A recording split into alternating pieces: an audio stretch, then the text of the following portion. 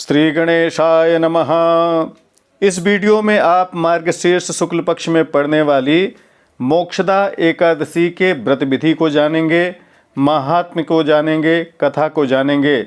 जिस तरह से पुराणों में इस एकादशी के विषय में बताया गया है, ठीक उसी प्रकार से संस्कृत तथा हिंदी भावार्थ से आप इस एकादशी के महात्म्य का श्रवण करेंगे।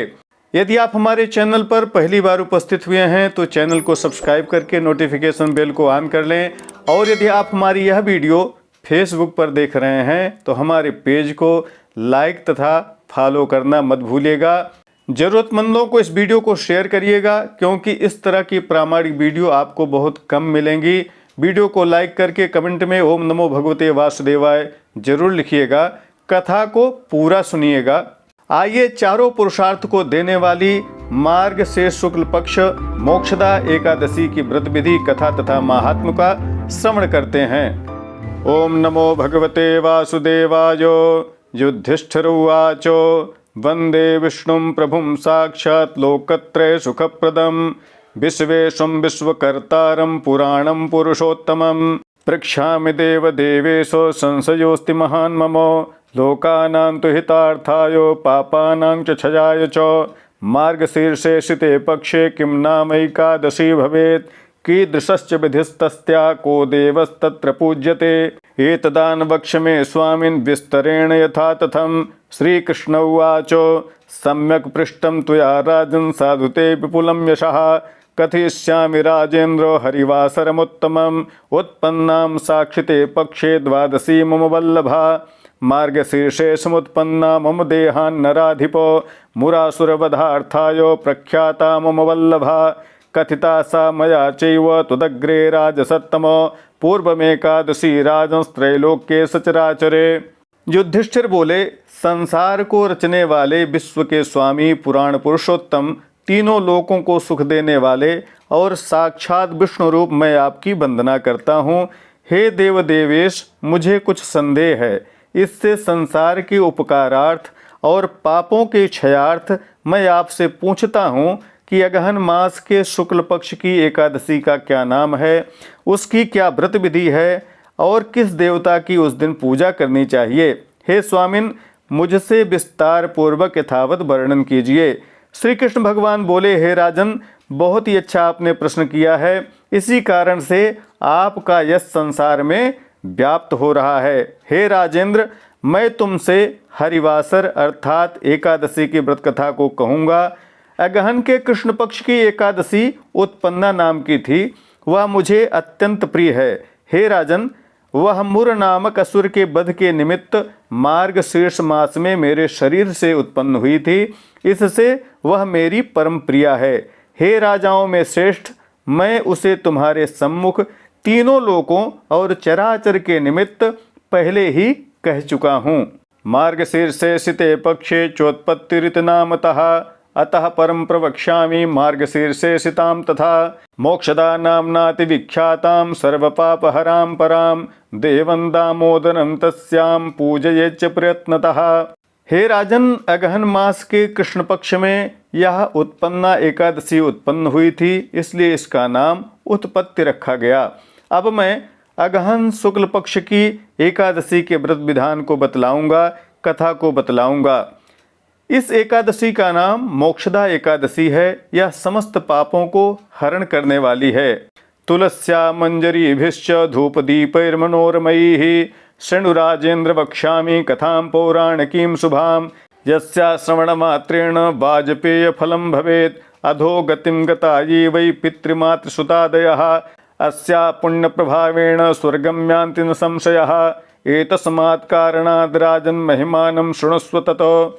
चंपके नगरे रम्ये वैष्णवे शुभभूषिते वैखानसेति राजर्षि पुत्रवत् पाल्यन् प्रजां द्विजाश्चोऽन्यवसंस्तत्र चतुर्वेदपरायणाः एवं स राज्यं कुर्वाणो रात्रौ तु स्वप्नमध्यतः ददर्श जनकं स्वं तु अधो योनिगतं नृपः एवं दृष्ट्वा तु तं तत्र विस्मयोत्फुल्ललोचनः कथयामास वृत्तान्तं दुजाग्रे स्वप्नसंभवम्।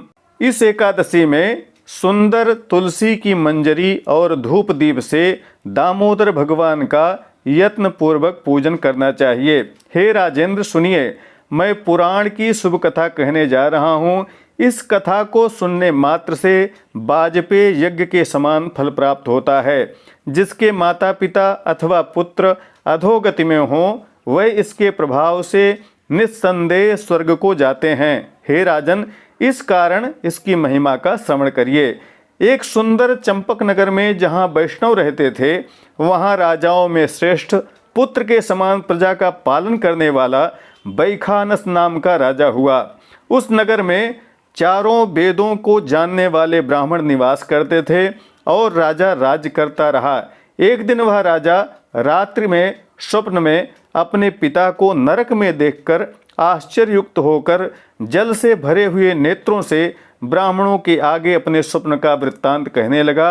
हे ब्राह्मणों, मैंने अपने पिता को नरक में देखा है। राजोवाचो मया तो स्वपिता दृष्टो नरकम पतितो द्विजाः तार्यस्वेति मां तातो अधो यो निगतं सुतो इति ब्रुवाण स तदा मया दृष्टा पिता स्वयं तदा प्रभितभो विप्रा नाहं शर्म लभाम्यहो एतद्राजं मम महत्सह्यमसुखं तथा अश्वा गजा रथा सेवो न मां रोचन्ति सर्वथा न कोशोऽपि सुखायेति न किंचित् सुखदं मम न दारा न सुता मह्यं रोचन्ते द्विजसत्तमाः किं करोमि क्व गच्छामि शरीरं मे तु दह्यते दानं व्रतं तपो योगो ये नैव मम पूर्वजाः मोक्षमायान्ति विप्रेन्द्रस्तदेव कथयन्तु मे किं तेन जीविता लोके सुपुत्रेण बलीयसा पिता तु यस्य नरके तस्य जन्म निरर्थकम्। राजा ने ब्राह्मणों से अपने स्वप्न का वृत्तांत बतलाया कि हे ब्राह्मण देवताओं, मैंने स्वप्न में देखा है कि मेरे पिता नरक में हैं और उन्होंने मुझसे कहा, हे पुत्र, मेरा उद्धार करो, मैं अधो योनि को प्राप्त हो गया हूँ।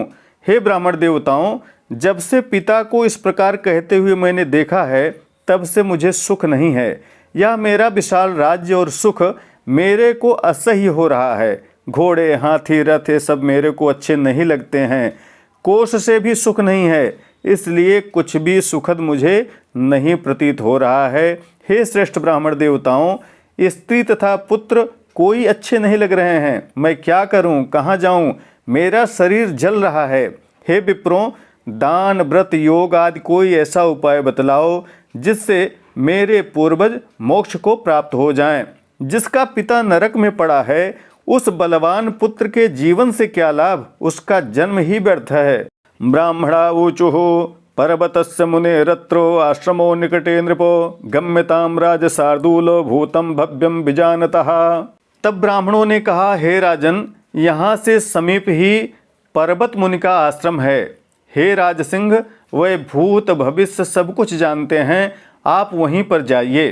तेषां श्रुत्वा ततो वाक्यं वैखानो राजसत्तमः जगाम तत्र यत्रासौ आश्रमे पर्वतो मुनिः ब्राह्मणैर्वेष्टिता शान्ते प्रजाभिश्च समन्ततः आश्रमो विपुलस्तस्य मुनिभिः सन्निसेवितः ऋग्वेदिभिर्याजुषैश्च सामथर्वणकोविदैः वेष्टितो मुनिभिस्तत्र द्वितीयोपद्मजः दृष्ट्वा तं मुनिशार्दूलं राजा वैखानसस्तदा जगाम चामनिं मूर्ध्ना दंडवत् प्रणनाम च प्रपक्ष कुशलं तस्य सप्तस्वंगे स्वसौ मुनिः राज्ये निष्कंटकत्वं च राज्य सौख समन्वितः। राजोवाचो। तब वैखानस इस वृत्तांत को सुनकर ब्राह्मणों और प्रजाओं के सहित जहाँ पर्वत मुनि का आश्रम था वहाँ पर गया। जो आश्रम शांति प्रकृत ब्राह्मणों और प्रजा तथा ऋग्वेदी, यजुर्वेदी, सामवेदी और अथर्ववेदी विद्वान मुनिगणों से सुशोभित था, वहाँ मुनियों के सहित द्वितीय ब्रह्मा के समान पर्वत मुनि को देखकर राजा ने प्रणाम किया। मुनि ने सातों अंगों का कुशल पूछकर राजा से कहा कि तुम्हारा राज्य निष्कंटक तो है, राज्य में सुख शांति तो है। तब राजा ने कहा, राजोवाचो तौ प्रसादाद् भो विप्र कुशलं मेंग सप्तके विभवेष्वनुकूलेषु कश्चिद् विघ्न उपस्थितः एतन्मे संशयं ब्रह्मन् प्रष्टुं त्वां च समागतः। एवं श्रुत्वा नृपवचः पर्वतो मुनिषत्तमः ध्यानस्तिमितनेत्रौषौ भूतं भव्यं विचिन्तयनो मुहूर्तमेकं ध्यात्वा च प्रत्युवाच नृपोत्तमम्। तब राजा ने कहा, हे विप्र, आपके प्रसाद से सातों अंगों में कुशलता है। विभव और ऐश्वर्य अनुकूल होने पर भी कुछ विघ्न उपस्थित हो गया है। हे मुने, मुझको संशय है, इस कारण मैं आपसे पूछने आया हूँ। राजा का वचन सुनकर के पर्वत मुनि ध्यानावस्थित हो गए। नेत्र मूंद कर भविष्य का विचार करते हुए एक मुहूर्त तक ध्यान करके राजा से बोले। मुनिरुवाचो जाने हम तव राजेन्द्र पितुः पापम विकर्मणः पूर्वजन्मनि ते पित्रा सपत्नीकृत द्वेषतः कामासक्तेन चैकस्य ऋतुभंगः कृतस्त्रियाः त्राहि देहीति जलपन्त्या ऋतुदानं नराधिपो तेन वै तौ पित्रा तु न दत्तो ऋतुराग्रहात् कर्मणा तेन सततम नरके पतितो ह्ययम्। मुनि बोले, हे राजेंद्र, हमने तुम्हारे कुकर्मी पिता के पाप को जान लिया है कि पूर्व जन्म में तुम्हारे पिता ने द्वेष के कारण, हे नराधिप, एक स्त्री में कामासक्त होकर के तुम्हारे पिता ने उसके ऋतु को भंग किया। तुम्हारे पिता ने इतना आग्रह पर भी उसे ऋतुदान नहीं दिया। इस पाप से वह नरक में पड़ गया है। राजा ने कहा, केन व्रतेन दानेन मोक्षस्तस्य भवेन मुने निर्यात पाप संयुक्ता तन्ममा चक्षु प्रक्षतः। राजा ने कहा, हे मुने, किस व्रत और दान के करने से पापयुक्त नरक से मेरे पिता का उद्धार होगा? जो कोई उपाय हो आप मुझसे कहिए। मुनिरुवाचो मार्गशीर्षे पक्षे मोक्षा नाम्नी हरे स्थितिः सर्वैस्तु तद्व्रतं कृत्वा पित्रे पुण्यम प्रदीयताम्। मुनि बोले, अगहन शुक्ल पक्ष में, मार्गशीर्ष शुक्ल पक्ष में मोक्षदा नाम की हरि तिथि होती है। तुम सब लोग उसका व्रत करो और पिता को वह पुण्य दान कर दो। उस पुण्य के प्रभाव से उनको मोक्ष प्राप्त हो जाएगा। तस्या पुण्य प्रभावेण मोक्षस्तस्य भविष्यति। मुनेर वाक्यम तथा श्रुत्वा नृपः स्वगृहमागतः। ऐसा मुनि का वचन सुनकर के राजा अपने महल को आ गए।